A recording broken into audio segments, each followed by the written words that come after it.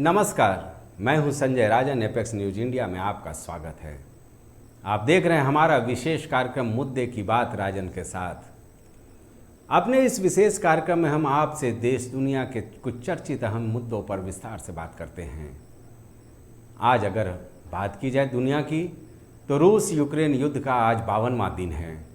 इस युद्ध की विभीषिका पर हम चर्चा करेंगे। इसके अलावा पड़ोसी मुल्क पाकिस्तान के हालात पर भी हम चर्चा करेंगे कि आखिर वहाँ के पूर्व प्रधानमंत्री इमरान खान भारत को लेकर क्यों बौखलाए हुए हैं। हम बात करेंगे अपने देश में लगातार गहराते अजान में लाउड स्पीकर के इस्तेमाल पर उठे बवाल पर।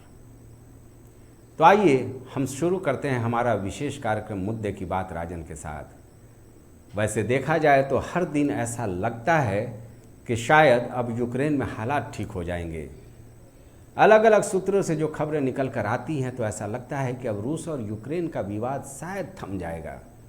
लेकिन जैसे जैसे वक्त गुजर रहा है ऐसा महसूस होने लगा है कि ये विवाद फिलहाल थमने वाला नहीं है। सारी दुनिया की आलोचना के बीच भी रूस अपना फैसला वापस नहीं लेने पर आमादा है। रूस पर अमेरिकी और यूरोपीय देशों का दबाव भी काम नहीं आ रहा है। देखा जाए तो निश्चित तौर पर ये विवाद इतना गहरा गया है कि इससे हर तरफ यूक्रेन में केवल तबाही नज़र आ रही है। रूस पर चाहे आर्थिक प्रतिबंध लगाई जाए, चाहे उनसे राजनीतिक संबंध समाप्त करने की बात की जाए, रूस इन बातों से कतई इत्तेफाक नहीं रखता हुआ दिखाई पड़ रहा है। बल्कि युद्ध के पिछले 52 दिनों के समयांतराल में रूस लगातार यूक्रेन में तबाही की नई इबारत लिखता चला जा रहा है। यहाँ तक कि ईसाइयत के सबसे बड़े धर्मगुरु पोप तक की आलोचना का भी रूस पर कोई असर नहीं होता नजर आ रहा है।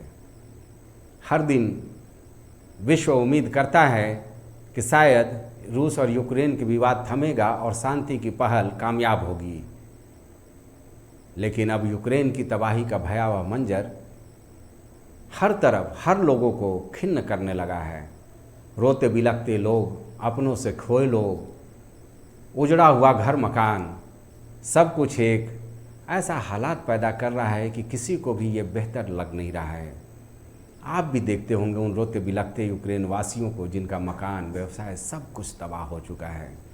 यूक्रेन के राष्ट्राध्यक्ष की हठधर्मिता और रूस के तानाशाही रवैये को ही मैं इसके लिए जिम्मेवार मानता हूँ, जो यूक्रेन के लोगों को फूट फूट कर रोने पर मजबूर कर दिया है। अब तो हालात ये हो गए हैं कि कभी खबरें एटमी वार की तो कभी केमिकल वार की। सारी दुनिया की धड़कनें बढ़ा दी हैं। विश्व की सारी ताकतें, चाहे अमेरिका हो, जर्मनी हो, सबकी धड़कनें रूस के रवैये से बढ़ी हुई हैं।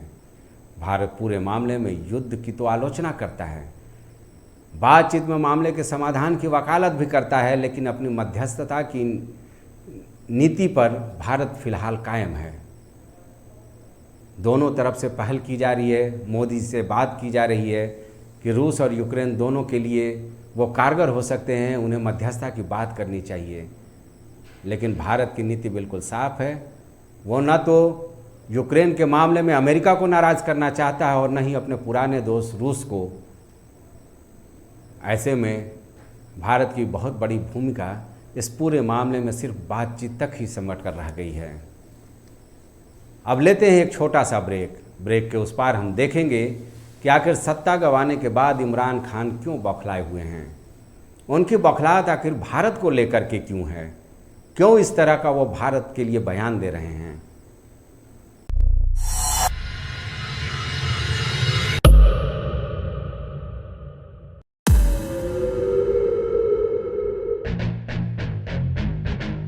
मेरे मन में आया कि हम लोग जो गली के बच्चे हैं उन लोग के लिए एक ऐसा शो निर्माण करेंगे जिसमें ना कोई ऑडिशन होगा ना कोई फीस होगी।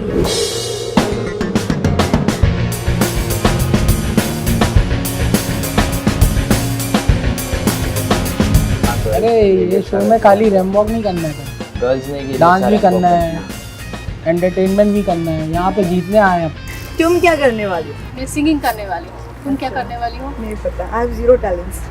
अगर प्रिंस ने एक्टिंग किया, स्टैंड अप कॉमेडी किया तो सही में मचाएगा, क्योंकि उसमें वो टैलेंट तो है। अगर डांस वांस करने गया तो फिर वो सो के बाहर भी जा सकता अरे तू अपना सोचना, उनका क्या सोच रहा है, तू अपने बारे में सोचना। क्या उसका लेके बैठा है तू? अरे तू सोच रहा है कल रात से लेके बैठा है तू, वही बातें। और कौन कंटेस्टेंट कैसा है, क्या कर रहा है, वो सबको साइड में डाल दो। बात सिर्फ दिमाग में एक ही बात रखो कि अपने को अपना 100% देना। ये भी मत सोचो कि जीतना है, बस इतना सोचो कि अपना 100% देना। हम जीत को अपने नाम करते हैं। गली गाइस, गली गाइस, गली गाइस, गली गाइस, गली गाइस, गली गाइस, गली गाइस, गली गाइस, गली गाइस, गली गाइस। एक ऐसा शो है जहाँ पर सबको अपना टैलेंट निखारने का मौका मिले।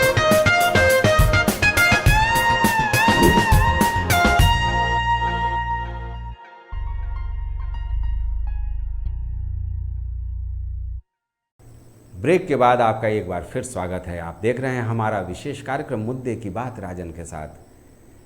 दरअसल तमाम उठापटक के बाद, तमाम जुगतबाजी के बावजूद हमारे पड़ोसी मुल्क पाकिस्तान में इमरान खान अपनी सत्ता नहीं बचा पाए। शहबाज शरीफ के हाथ में पाकिस्तान की कमान आने के बाद इमरान और बौखला गए। हर दिन इमरान खान का नया सियासी ड्रामा देखने को मिलता है, कभी बयानों में तो कभी सड़कों पर धरना प्रदर्शन के जरिए। ये वही इमरान खान है, आपको याद होगा अच्छी तरह से, जो इस विवाद के दौरान जब उनके जान पर आन पड़ी थी तो ये कहते पाए गए थे, भारत का गुणगान करते हुए देखे गए थे, भारत को खुददार मुल्क तक कहा था।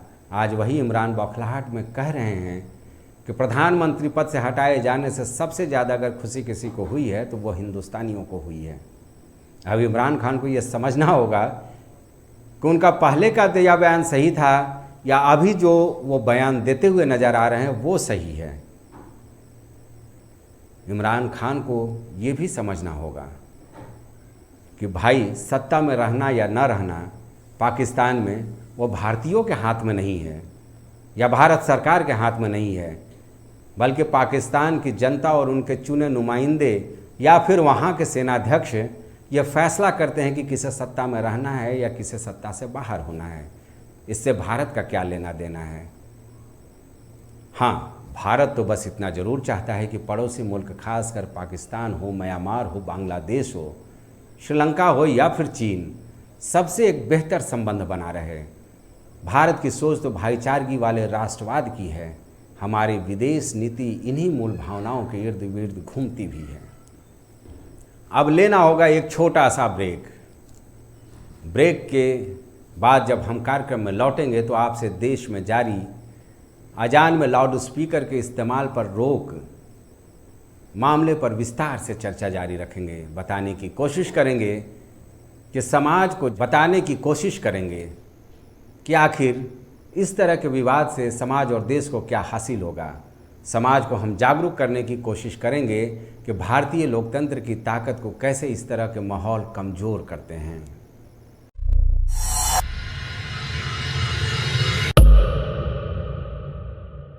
तुम रवि कैसे हो सकते हो? देखो, सच सच बताओ वरना मैं पुलिस में कंप्लेंट कर दूंगी तुम्हारी। तुम क्या देखोगे? जब लड़की घर से भाग जाएगी तब देखोगे। तुम यार कैसे रिलैक्स, 50,000 निकाल लिया यार। देखो ना, अरे बेटा हुआ क्या हो अरे गया बेटा, तो ऐसा क्या हुआ होगा जो जूही ने इतना बड़ा कदम उठाया होगा? इन्होंने अपने ऑफर से पढ़े लिखे इंजीनियर्स, डॉक्टर को फूल बनाया है। मैं उन लोगों को उन्हीं की गेम में ट्रैप करूंगा।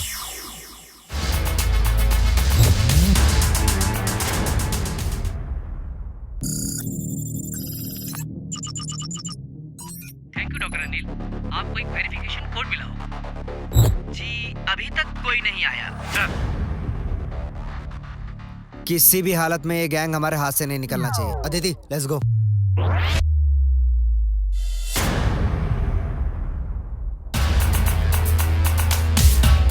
तेरी गाड़ में हाथ डाल के पलटी मारूंगा तब बोलेगा बैंचोद। बोल बोल। लेके जाओ इसे। चल।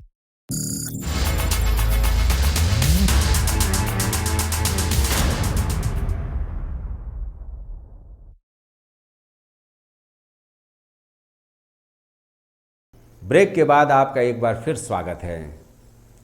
ब्रेक के पहले हमने बताया था कि कैसे कुछ ताकतें हमारे देश के अमन चैन पर सियासी फायदे के लिए डाका डालने पर आमादा हैं। कभी हमने सोचा नहीं था कि मीट मुर्गे की दुकान पर भी झटका और हलाल को लेकर चर्चा होगी। इस मामले में एक दिलचस्प वाकया है जो मैं आपसे ज़रूर बताना चाहूँगा, सुनाना चाहूँगा। आखिर इस तरह के विवाद हमारी आने वाली पीढ़ियों पर क्या असर डालते हैं। चूँकि मैं अपने घर को ही एक समाज का पाठशाला मानता हूँ, एक दिन का वाकया बहुत ही दिलचस्प है। आप भी सुनेंगे तो सोचने पर मजबूर हो जाएंगे। मैंने अपने बेटे से कहा कि बेटा ज़रा मीट वाले अंकल को फ़ोन कर दो कि घर पर कुछ मीट भेज दें। बेटा तपाक से बोला, पापा हलाल भेजूं या झटका के लिए बोलूं? मैं दंग रह गया। मैं और मेरी पत्नी आपस में बात करने लगे कि आखिर हम क्या सीख दे रहे हैं अपने आने वाली पीढ़ी को। क्या देश में राम रहीम का रिश्ता खत्म होने वाला है? व्यवसाय को भी हम क्या सांप्रदायिक चोला पहनाएंगे? तमाम तरह के सवाल जहन में उठने लगे। आप हम चाहे जो सोचें, बुद्धिजीवी चाय की चुस्की या फिर खबरिया चैनलों पर बैठकर जो ज्ञान दें, ऐसी घिनौनी राजनीति करने वालों पर इसका कोई फर्क नहीं पड़ता। लेकिन ये हमको और आपको ज़रूर सोचना होगा कि सियासी नफ़ा नुकसान के खेल में सामाजिक एकता और हमारी पहचान गंगा जमनी तहजीब पर कोई भारी नुकसान न होने पाए, कोई आँच न आने पाए। हम ये मानते हैं कि सशक्त राष्ट्रवाद कभी किसी जाति या संप्रदाय का मोहताज नहीं हो सकता। ये सच्चाई है कि हाथ की पांचों उंगलियां जब मजबूती के साथ जुड़ती हैं तभी मजबूत मुट्ठी बनती है। अब देश में इन दिनों एक ऐसा विवाद जारी है जिस पर तमाम तरह की खबरें आती हैं देश के अलग अलग हिस्सों से। महाराष्ट्र से उषा अजान में लाउड स्पीकर के इस्तेमाल का विवाद अब पूरे देश में कोरोना की तरह तेजी से पैर पसार रहा है, समाज को छिन्न भिन्न करने पर तुला है। 2005 के अदालती फैसले को अचानक इन कुछ हिंदूवादी संगठनों ने या फिर कुछ सियासतदानों ने या फिर यूं कहें कि कुछ मौका परस्त ताकतों ने उसको जिंदा करने की कोशिश की है। दरअसल 2005 में एक आदेश आया था जिसमें ध्वनि प्रदूषण की वजह से मस्जिदों में अजान के वक्त लाउड स्पीकर पर रोक लगाने का फैसला आया था।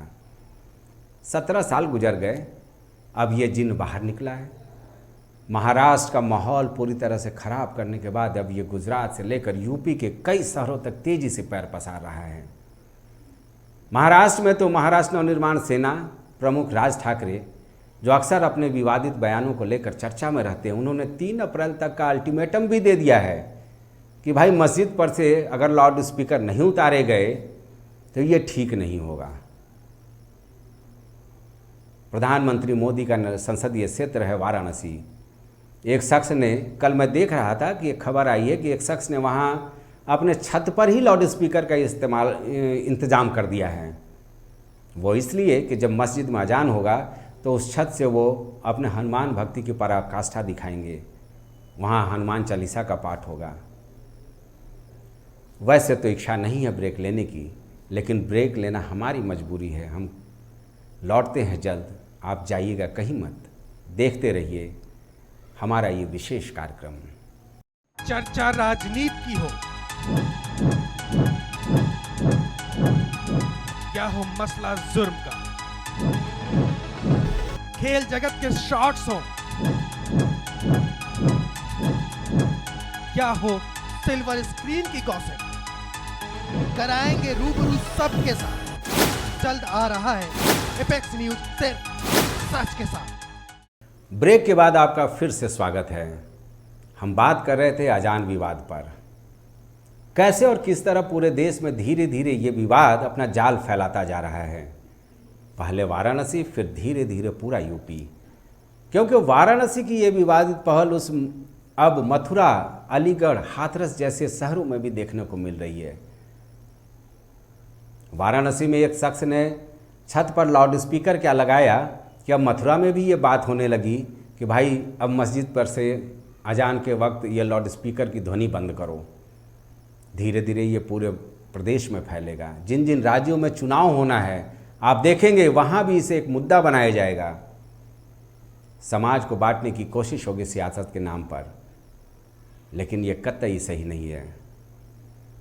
आखिर हमको आपको ये समझना पड़ेगा कि इस तरह के विवादों से क्या देश और समाज का भला होगा। हमें याद है वो दिन भी जब अजान एक समय सूचक की भूमिका में होता था। अक्सर हम आप अजान से जानते थे कि सुबह का वक्त हो चुका है, ये दोपहर की अजान है, ये शाम का अजान है। लेकिन अब तो ये अजान सियासत का एक केंद्र बन गया है, अखाड़ा बन गया है।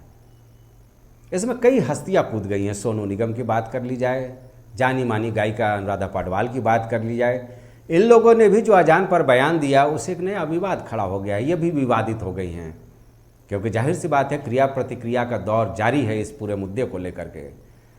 लाउड स्पीकर का इस्तेमाल रोकने के पीछे कुछ तर्क ये दिया जा रहा है कि देश के विश्व के कई ऐसे मुल्क हैं जहां इस पर रोक है, वहां अजान के लिए मस्जिदों पर लाउड स्पीकर का इस्तेमाल नहीं किया जा सकता है। तो भैया आपको ये भी तो समझना पड़ेगा कि हर देश की अपनी संस्कृति और अपनी परंपराएं होती हैं। आप किसी दूसरे मुल्क की परंपरा या संस्कृति पर आप किसी को थोप नहीं सकते हैं, खासकर भारत जैसे देश पर जिसने संविधान में पंथ निरपेक्षता की शपथ ली है।